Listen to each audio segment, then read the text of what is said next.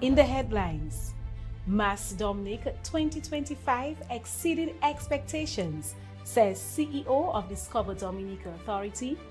Whitey Kubali Dance Theatre Company celebrates 55-year anniversary. Dominica provides updates on third country deportees arrangement. Caribbean artists gather in Dominica to shape new narratives. Korea donates US $300,000 to support Jamaica's hurricane recovery, and ICE shooting of US citizen sparks outrage. This is EmoNews Nightly Package for Thursday, January 8th, 2026. I am your presenter, Anna Benjamin. We will be right back with the details of the news. Blast Gaming presents its biggest job whatever. Blast Mystery Progressive. I'm so excited. I can't hide it. The new Blast Jackpot rising.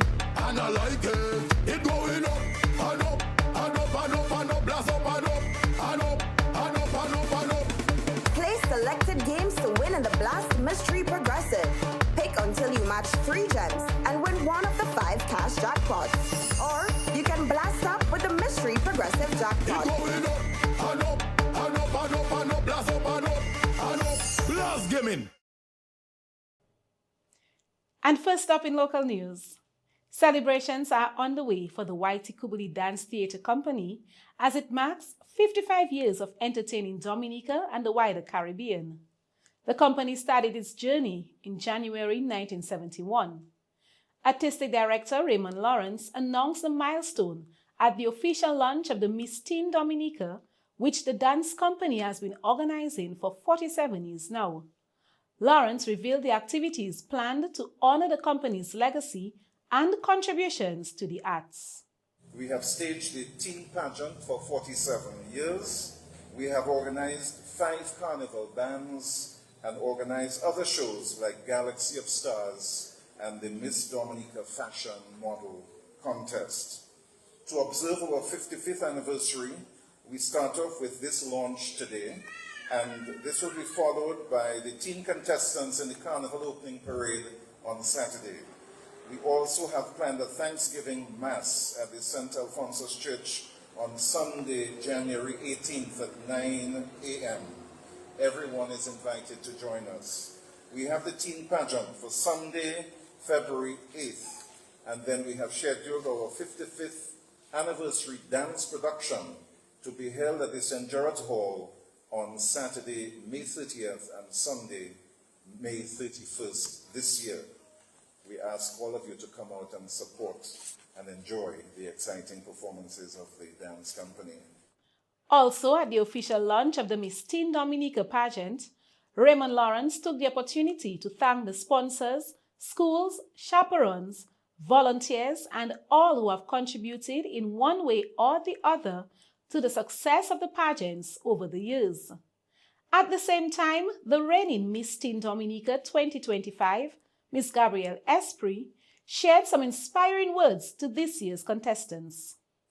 Distinguished guests, Ms. Charlene White Christian, Senior Education Officer, and our special guest speaker, Ms. Jody Jono Charles, representative of our headline sponsor, AC Shillingford and New India Assurance Company, other sponsors, members of the organizing committee, contestants, chaperones, and representatives of schools and organizations, parents, my fellow young people, good evening.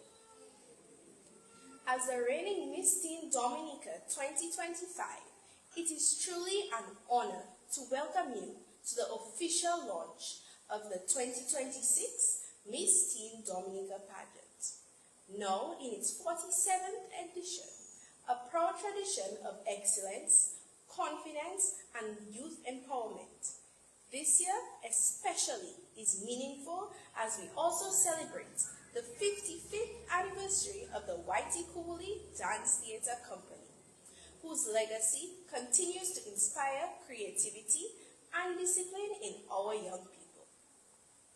Under the theme, Letting Our Youth Shine, I want especially to welcome our 5 beautiful contestants, each representing talent, purpose, and potential. Ladira Dyer of the Isaiah Thomas Secondary School.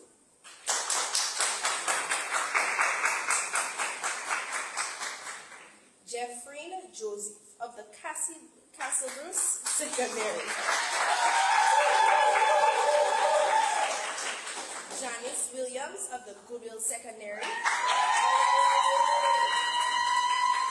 Marina John Baptist of the Operation Youth Quick. And Joyette Carbon of the Portsmouth Secondary School.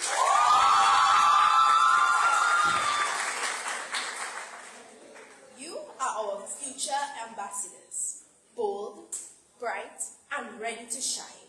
However, your journey to the crown may be treacherous, as you have subjected yourself to increased scrutiny and attention, and now are in the public eye. As Albert Hubert said, the final proof of greatness lies in being able to endure criticism without resentment. On the other hand, according to Frank A. Clark, a good approach to criticism is to let it nourish a man's growth without destroying his roots. Ensure to pray and always surround yourself with a positive, truthful, and supportive team. Do not allow negativity to derail you from your journey. Remain focused and always be positive. Miss Jody John Charles, Marketing Officer at AC Shillingford and Company Limited, spoke of why the company signed on as this year's headline sponsor. AC Shillingford remains proud to support the Miss Teen pageant, an event that empowers our young women and celebrates confidence, talent, leadership. We strongly encourage the business community and the general public to continue supporting this wonderful initiative. We wish Ms. Janice Williams and all the other contestants the very best to compete for the title of Miss Teen Dominica. We invite everyone to come out to show support and be part of this exciting celebration. Thank you. Jeffrey Joseph, Castlebrus Secondary. Joyette Carbon, Portsmouth Secondary. Janice Williams, Goodwill Secondary. Marina John Baptist, Operation Youth Quick. Ladira Dyer, Isaiah Thomas Secondary, will grace the stage of the forecourt of the Windsor Park Sports Stadium on Sunday, February 8th from 5 p.m. as they compete for the title of Miss Teen Dominica 2026. May the best teen win. In other local news, at the official launch of the National Cooperative Credit Union La Salette branch groundbreaking ceremony in Port Michel on Wednesday, January 7th, CEO of the NCCU, Cliff Charles, shared his excitement about the project. NCCU Limited has always stood out on the principle that financial inclusion is not optional, it is essential. Our mission is not simple to offer financial products, but to empower people, families, and communities like yours to thrive. The new La Salette branch building is a direct investment in that mission. This facility will enhance access to modern, efficient financial services, improve the overall member experience, and create a more comfortable and functional environment for both members and staff. We are here to support small businesses, farmers, fishermen, and entrepreneurs across the communities of Wayback, Walhouse, Castle Comfort, Loubier, Point Michel, Soufrière, Gallio, and Scotshead. Meanwhile, President of the Board of Directors of the Credit Union, Clement Masley, also gave remarks. Our responsibility is to provide strategic oversight to ensure sound governance, safeguard the long-term sustainability of the institution entrusted to us by its members. But it would be remiss of me to do this without acknowledging the sterling efforts of the Vice President. I really want to commend Ms. Marjorie Roberts publicly for her steadfast support, her persistent wisdom, and the ability to work with a team. Sometimes too, we tend to underestimate the importance of teamwork. The event marks the official start of construction for the La Salette branch office, a key step in the NCCU's continued efforts to expand accessible financial services to communities across Dominica. In more local news, Mass Dominic 2026 is shaping up to be quite the event, with over 60 registered bands on the road for the official opening. Mass Dominic 2026 celebrations will run from December 13th to February 18th with over 40 events. At the first press conference for the 2026 celebrations, CEO of the Discover Dominica Authority, Marva Williams, had this to say. From community activities to national showcases, this season is designed to engage residents, visitors, and the diaspora, while spreading activity and opportunity across multiple communities. Williams said that last year's performance set the pace for the 2026 celebrations, which will honor Danley Guy. This Carnival season also provides an opportunity to recognize and honor the contribution of Danley Guy. His work, creativity, and commitment helped shape the direction of Carnival and influenced how Mass Dominic continues to evolve. As we move through this season, we acknowledge the legacy and the role that it continues to play in inspiring creativity, participation, and pride across the Carnival movement. Member of the Road Parade Committee, Charlene White Christian, also gave remarks.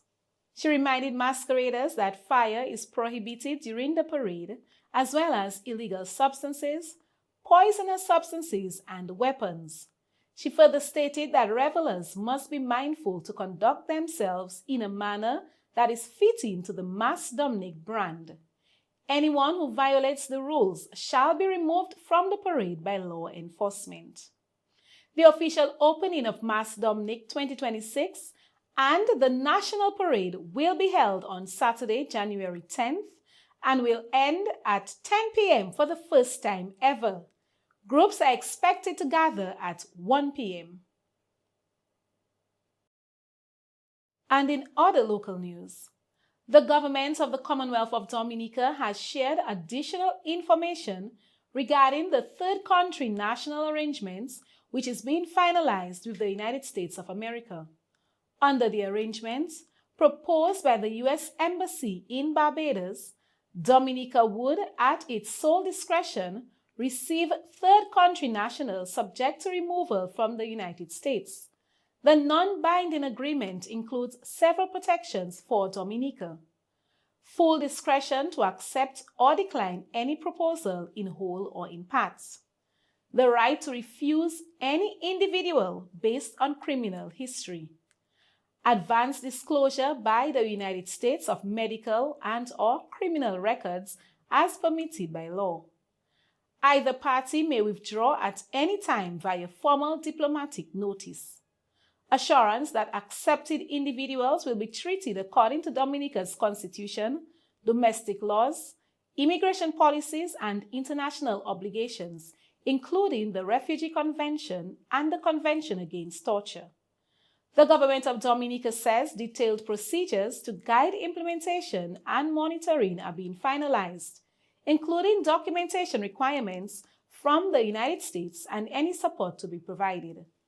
Officials stated that any decision to accept third country nationals will be guided by national security, public order, housing, and social service capacity, respect for international law and human rights, and the overall well-being of the Dominican people.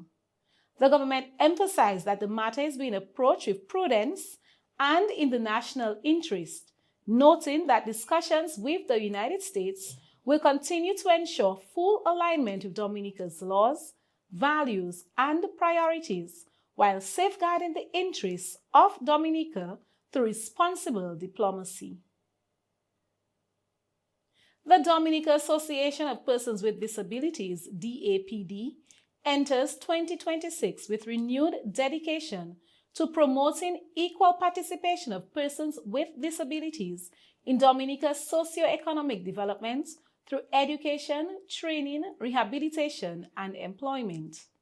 Building on over 40 years of advocacy since its founding in 1983, the DAPD continues to serve as a representative voice for persons with disabilities.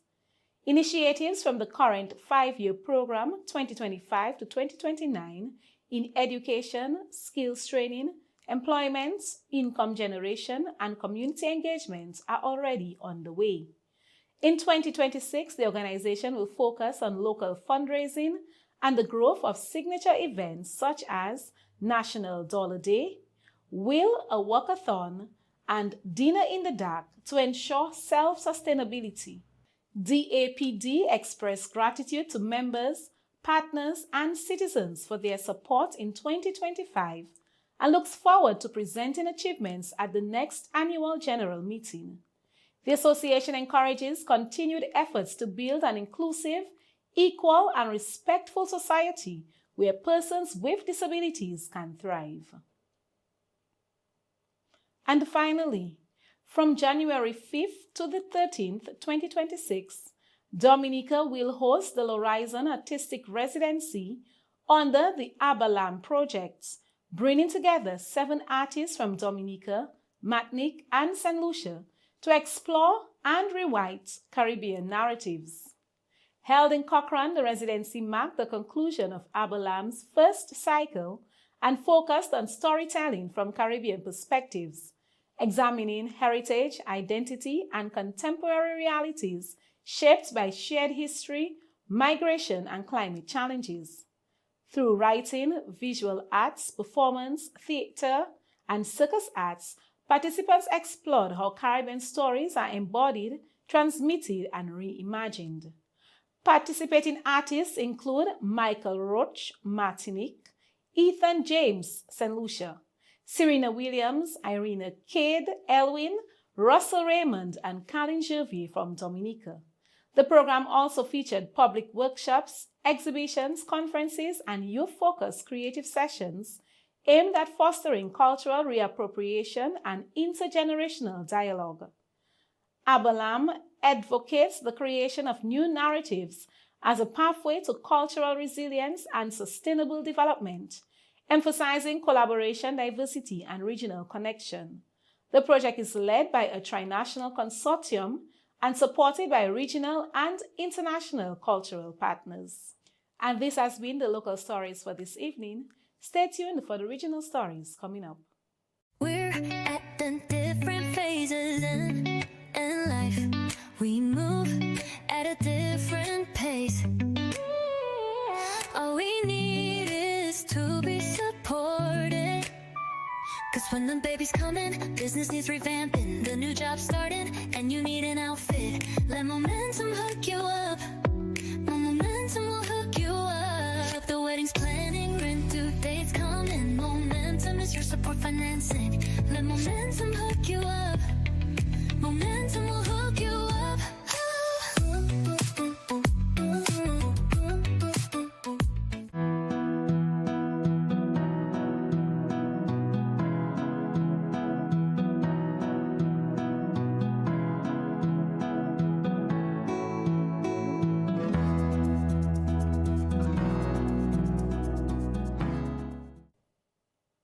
In regional news, the government of Grenada has reaffirmed its commitment to safety, security, and hospitality, assuring visitors and international partners that the country remains a safe and welcoming destination.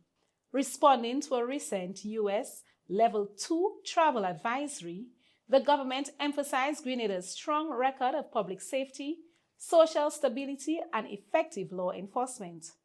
Officials noted that Grenada consistently ranks among the safest countries in the region, with a very low crime rate and proactive policing. The government highlighted the long-standing presence of U.S. citizens who live, work, study, and invest in Grenada, along with the hundreds of thousands of visitors who travel to the Tri-Island state each year. Authorities also underscored the capacity of the Royal Grenada Police Force to respond swiftly to security concerns. Grenada reaffirmed that the safety of residents and visitors remain a national priority and that close cooperation continues with regional and international partners, including the United States. The government stressed that Grenada remains open, secure, and ready to welcome the world. And finally, in regional news, Jamaica has received US $300,000 in recovery assistance from the Republic of Korea to support rebuilding efforts following the devastation caused by Hurricane Melissa. The donation was officially handed over at the Ministry of Foreign Affairs and Foreign Trade in Kingston. Foreign Affairs Minister Senator Kamina Johnson-Smith thanked the Korean government, noting that the contribution will directly aid recovery efforts and help families in the hardest hit areas. Korea's charge d'affaires, Jin-wook Kim, said the donation reflects the strong and enduring friendship between the two countries and is intended to support Jamaica's humanitarian response.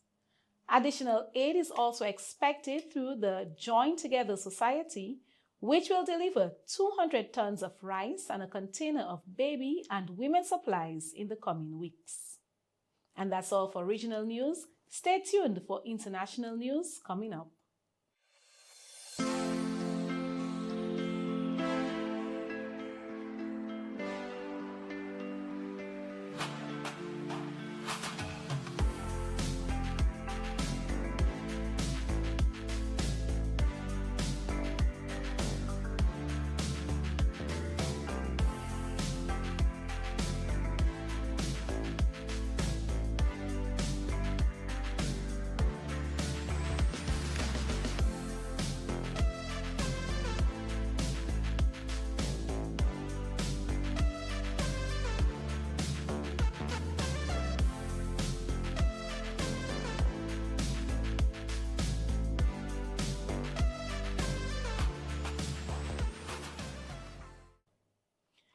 And first up in international news, tensions over U.S. immigration enforcement intensified after an ICE agent fatally shot 37-year-old Renee Nicole Good in Minneapolis. Federal officials, including Homeland Security Secretary Kristi Noem, defended the agent, claiming Good attempted to run over officers. However, state and city leaders disputed that account, saying the shooting was not clearly in self-defense. Good, a U.S. citizen and mother of a 6-year-old child, was shot while inside her vehicle.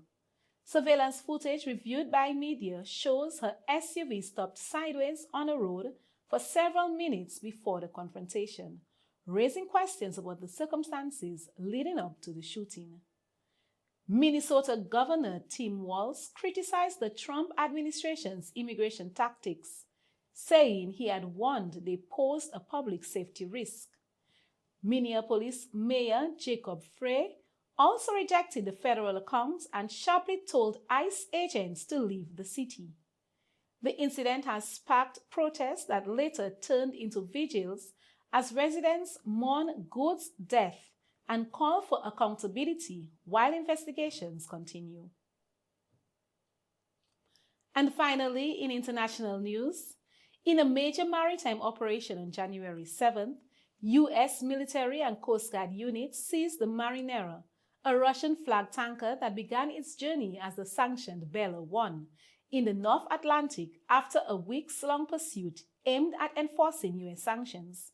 The vessel, part of what officials describe as a shadow fleet transporting illicit oil tied to Venezuela, had evaded December's interception attempt and even flew a Russian flag as it crossed the Atlantic. Russian naval assets, including a submarine, were reported to be en route before the U.S. seizure near Iceland, a move condemned by Moscow as a violation of international law. On the same day, U.S. forces also boarded and took control of the M. Sophia in Caribbean waters, with the Coast Guard escorting it toward the United States. Southern Command described both tankers as engaged in illicit activities linked to Venezuela's oil trade, part of an intensified campaign to disrupt sanctioned shipments following recent actions in the region. In a related development, UK Secretary of State of Defense John Healey says The UK won't stand by as malign activity increases at sea. And that's all for international news. We'll be right back with sports news. Carnival is girls and rum and vibes and rhythm on the road, on the road, on the road, on the road.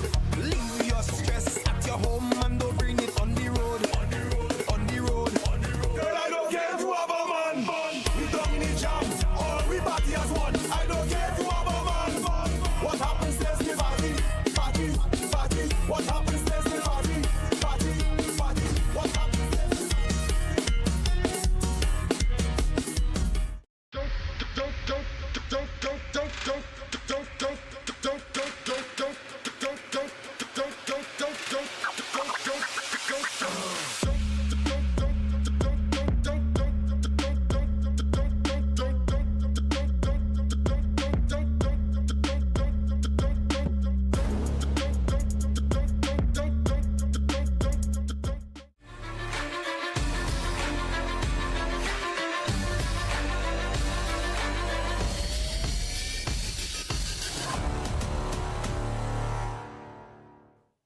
And first up in sports news. Yesterday, we reported about engagements between the Bangladesh Cricket Board, BCB, and the International Cricket Council, ICC. In today's newscast, we are happy to report that the BCB says the ICC has expressed willingness to work closely with the board to address security concerns surrounding Bangladesh's participation in the 2026 ICC Men's T20 World Cup, scheduled to begin on February 7th in India and Sri Lanka. Following discussions with the ICC, the BCB said it received assurances that Bangladesh's full and uninterrupted participation in the tournament remains a priority. The ICC also indicated it is open to considering Bangladesh's input as part of detailed security planning for the event. However, the BCB stopped short of confirming whether the team will travel to India, where Bangladesh is scheduled to play its opening group matches. The board also rejected media reports suggesting the ICC had threatened point forfeiture if Bangladesh refused to play in India, describing such claims as false and misleading. The Bangladesh Cricket Board said it will continue constructive engagement with the International Cricket Council and event organizers, stressing that the safety, security, and well-being of the national team remain its top priority. And in more cricket news, exciting news for Dominica, as Dominica delivered a dominant performance to secure a convincing 42-run victory over St. Lucia in Match 6 of the WICB Windward Super 50 Championship. After losing 2 early wickets, the Nature Girls recovered well, led by an unbeaten 50 from Amaya Gilbert, with solid support from Abini Seja, who added 26. Dominica posted a competitive total of 107 for 4. In reply, St. Lucia started steadily but collapsed once key wickets fell. Zayda James, 14, and Ashlyn Edward, 21, offered brief resistance, but disciplined bowling from Jeannie Valmore, 3 wickets, Amaya Gilbert, 2 wickets, and Jennifer Gaspard, 2 wickets, dismantled the battling lineup. St. Lucia were bowled out for 65 in 16 overs. The two teams are set to meet again in the third-place playoff on Friday. And we wish the Nature Girls best of luck. And finally, in more cricket news, former West Indies T20 star Nicholas Pooran has ruled out a comeback for next month's ICC T20 World Cup, saying he has no regrets about retiring from international cricket. The 29-year-old wicket-keeper batsman, who retired last June after 106 T20 internationals and 61 one-day internationals, explained that his decision was personal and made in the best interest of himself and his family. This has nothing to do with West Indies cricket, Pooran told the Beard Before Wicket podcast. It's about what I want and what's best for my family. I know people may be disappointed, but they need to respect my decision. Pooran, who debuted for the West Indies in 2016, briefly captained the side, said he gave his all during his 8-year career but wanted to focus on becoming the best version of himself rather than chasing power or titles. The Trinidadian dismissed criticism that he left international cricket for franchise leagues, stressing that he is still in his prime and motivated to succeed globally while supporting his family. I'm still getting opportunities to play cricket worldwide, to grow as a player and as a person. I feel I have a lot to offer: runs, wins, titles, and that's my focus now, he added. And that's it for sports news. We'll be right back with the weather report from the Dominica Meteorological Service.